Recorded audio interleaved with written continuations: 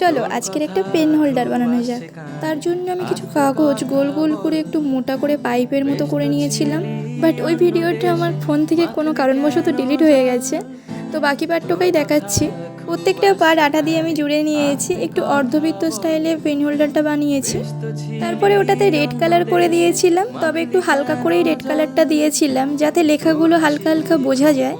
এইভাবে পুরো বাইরে টোকা কালার করে নিয়েছিলাম, ভিতরটা সাদাই রেখেছিলাম। তারপরে একটু হালকা গোল্ডেনের ফুল তৈরি করে নিয়েছিলাম, এতে ডিজাইনটা আরও সুন্দর লাগছিল। তারপরে কিছু শোলার বল নিয়ে উপরে আটকে দিয়েছিলাম।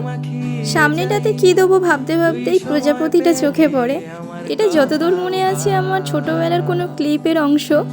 কদিন আগে আমার একটা বক্সে এটা দেখতে পেয়েছিলাম, তো ভেবেছিলাম রেখে দিই, যদি কোনো কাজে লেগে যায়।